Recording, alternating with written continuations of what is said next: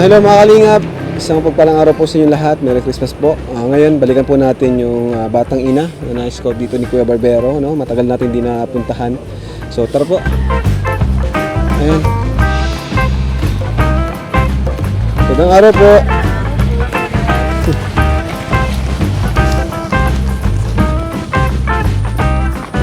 Ito na yung kuya, oh. Yan, oh. Sa may poste na yan, oh. Ayan. Lapit na. Diyan na kuya, diyan na. Pasok na, pasok. Diyan na kuya. Joke lang. Saan dito? Yan may bata. Tapos wala namang bata. Yan po si Carmela mga kalingap. Ang ating balikan dito. Kumusta na kaya sila Carmela? Ang Batang Ina. Ito na yun, no? Sa kanan na yun. Yung isa ata.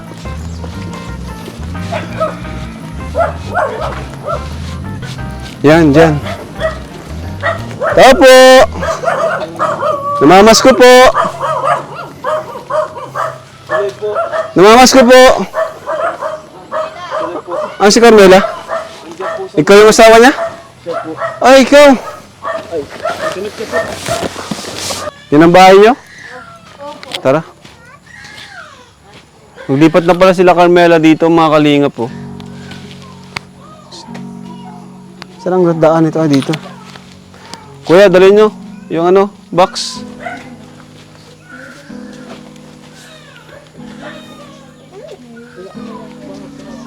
Si nanay. Ha? Ayan. Dati wala pa tong bahay na to ah. Carmela. Binabungan Ha? na lang po kasi yung Lagyan mo dyan, Carmela. nung binigay mo po sa akin nung nakaraan ay inanok po, ginamit ko po dito. Para Saan? po mabubungan. Tapos nagbili po ng kaunting pako para po. Ibig sabihin, matagal na rin tong may bubong. Yung nabigyan ka namin ng 10,000 yun, di ba, nakaraan.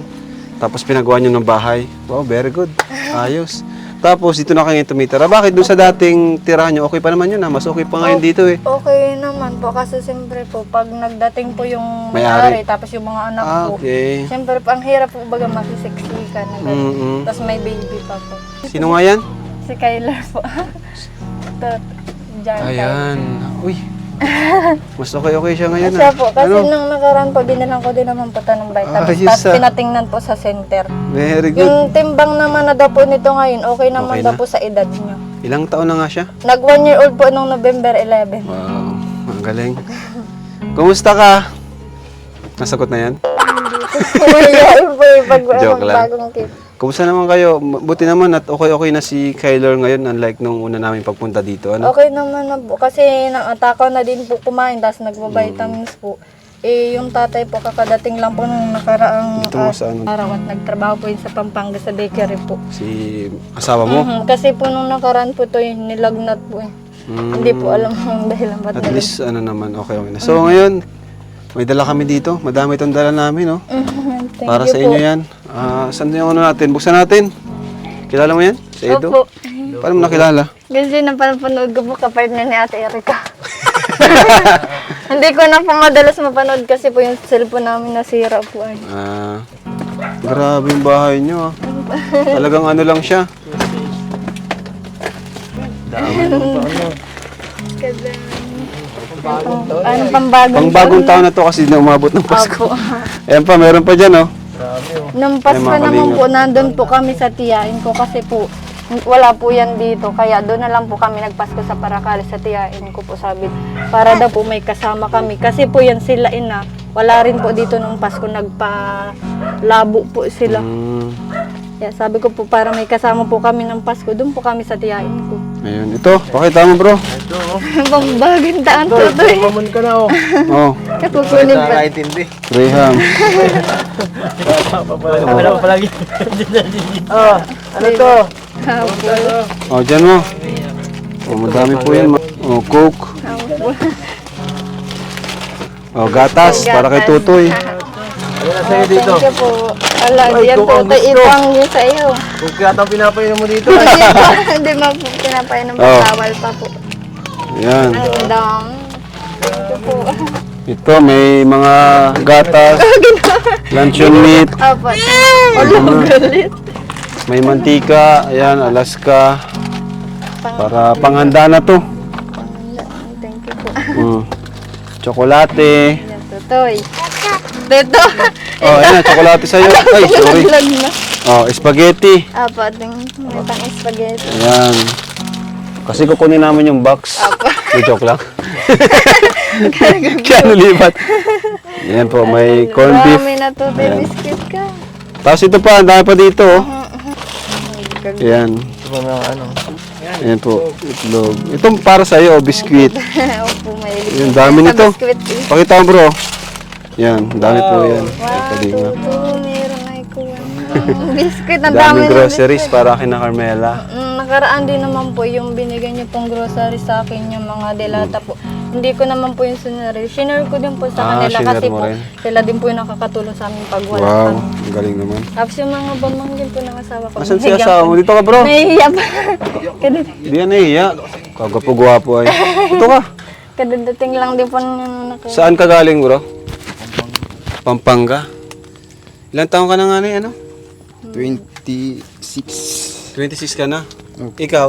Ilang taon ka na? 21 po. 21. Ayun. Panganay na, Kumusta naman 5 kayo? taon. Ano pangalan mo bro? Bricks po. Ha? Bricks Alvarez. Bricks. Kumusta naman kayo, Bricks? Anong pakiramdam ng naging batang ama? Okay din naman po. Minsan lang. Anong ginagawa Gapon. mo para... Minsan po pasara sideline lang po.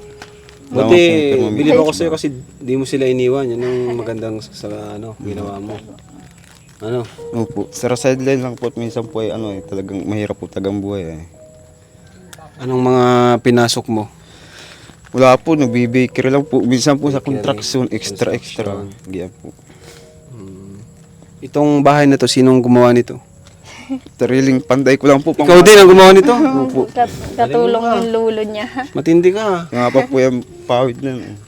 Sabi ko bili mo ng pawid yan para makalipat agad tayo. Kaya sa kabila kasi minsan puno dyan. Siyempre nagkakapiitan. Ano yung inspirasyon mo, Bricks? Kaya nagpapatuloy ka na susumikap Sa anak ko po. para sa kanya. Opo, sa kanilang dalawa. Para din po sa amin. Ano bang pangarap mo, Bricks, sa inyong pamilya? Isa lang pong pangarap ko pong may ahong pang pamilya ko. Di ka ba nakapagtapos ka ba ng pag-aaral? Ay, hindi ho. Hindi. Kaya ano na lang, kung ano pwedeng, diskarte na lang, ano pwedeng pasukan, ganun. Siya po. Pero dumating ba sa time na napapasuko ka na rin? Hindi Parang na ayaw po mo sa, na magtrabaho, ganun. minsan po sa init po baga po ng yung parang di mo po alam ang gagawin mo pag sa sobrang ang hirap. Siyempre na parang nadidepress. Kaya, Dumating ka rin pala sa ganun, umantong din pala sa ganun. Ayun ako, kung tagal. Minsan lang kung saan kukuha ng pera, ganun. minsan madayo pa sa malay, tapos pag uuwi wala rin. Grabe, ang hirap nga nun, no? Hirap po ang buhay, lalo na po sa ngayon, tapos pag wala pa pong permanenteng trabaho. Ngayon, anong trabaho mo ngayon? Wala po, Wala. ito po kakauwi lang din. Pasara sideline lang. Kapag sabihin ko kay Supermac, kung may available pa dun sa pag sa construction, payag ka? Payag po ako. Wala, nagagalit. Ayun. Trabaho naman po ang papasukin eh. Sabihan ko si Supermac. Pero Ay, kita kahit din ganon, naman nandyan yung kahirapan, masaya ka naman, Breaks. Masaya naman po. At lalo na po kasama ko po sila. Sino pong di sasaya pag kasama po ang asawa. Grabe. Ikaw, Carmela, masaya ka naman kahit ganito lang, simpleng buhay. Masaya naman po, kahit po gaytong buhay namin naiiraos po. Masaya naman po, kontento kung ano po mayroon. Minsan po dumadating lang po talaga sa times na hindi kung hirap ng buhay. Pero nakakaraos din naman po kasi si Mister ay nagsisikap po Sisikap makakuha ng naman, trabaho po. Oo.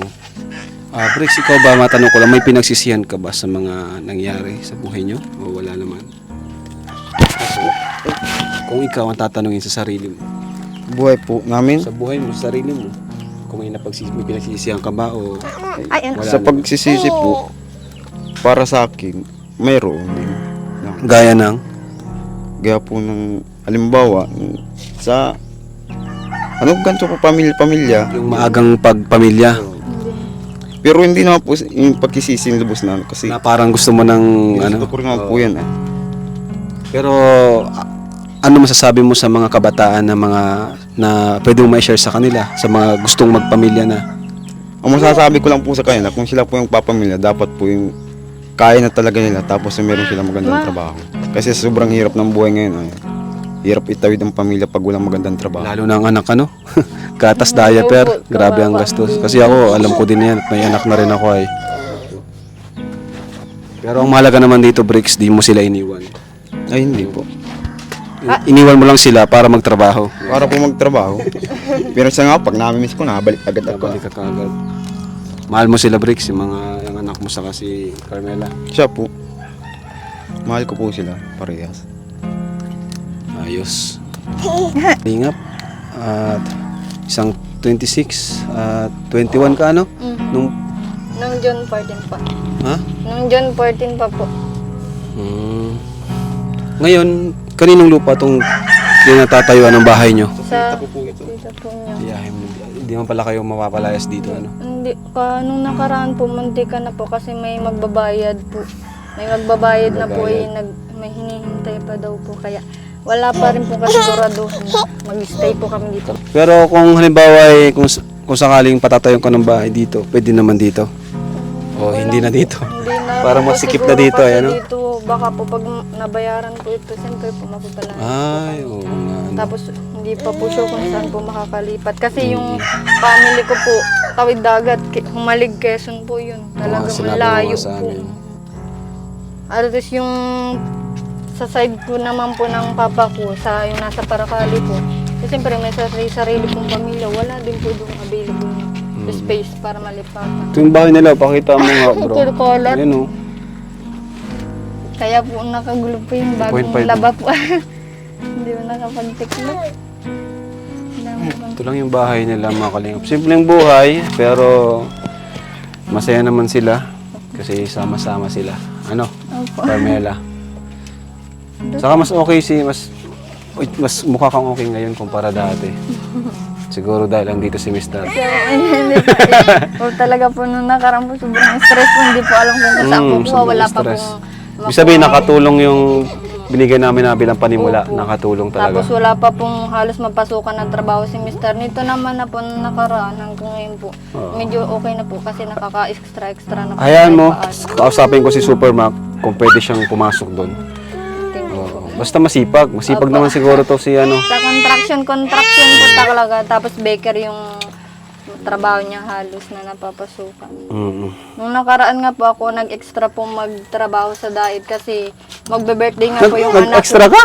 Opo. Paano siya? Wala pa po siya na napapasukan eh. 6 Paano to? days lang naman po ako nung nag-extra. Tapos nung nag-uwi na rin po ako kasi nag-birthday. Kahit paano po may naiuwi konti at nahandaan niya. Kaya ninyo ano? Para sa inyong anak. Isipin nyo na lang yung anak nyo. Wala. Ha? Siya po. Lagi naman po sa Kasi yung maaga yung pagpamilya, andyan na yan eh. Tanggapin nyo na lang. wala naman po ibang sisihi. Mm, Pag yan. naghihirap, kundi kami po kasi kami din may gusto. Saka, tinan mo, ang cute ng bata oh. Ang cute, pogi oh. Siya po. Ang kulit po. Saka okay na siya ngayon kumpara dati. Siya po. Di ba? Pagsikapan nyo, lahat. Nagwawala. Tutay. May bibigay pa ako sa yung pera. Oh. Para may panggastos kayo sa bagong taon. Thank you po. Ayan oh. 5,000 pesos. Thank you po. Thank you po. Ano? Salamat. Okay ba yan, Bricks? Yung 5,000? Malaking tulong na ba? Malaking tulong na po yan para sa amin. Anong gagawin nyo dyan? Isisave po yung Ha? iba. Yung iba po, ibibili din ng para kay Tutoy Para kay ng Tutoy. vitamins po para hindi mo Ano masasabi mo, Bricks, sa Team Kalingap na andyan handang tumulong sa inyo kahit may Kahit ganitong busy ang mga tao, may okasyon. Para sa akin po, maraming salamat po sa inyo sa Team Kalingap po. Sana po marami po kayo matulungan. Kagaya po namin na ganito. Taga dito ka talaga, Talubatib? Dito po ako. Saan ka nag-aaral? Sa Claudio ka ba nag-aaral? Diyan po. Ah, dyan. Kala ko sa Talubatib. Taga Talubatib ako ay. Diyan kina Batas baga. Si Robros po. Oh, Sierra Bros. Taga dyan ako. Dito po ako dahil na. Ikaw, Carmela, anong mensahe mo sa mga viewers natin, no? Na-miss ka nila.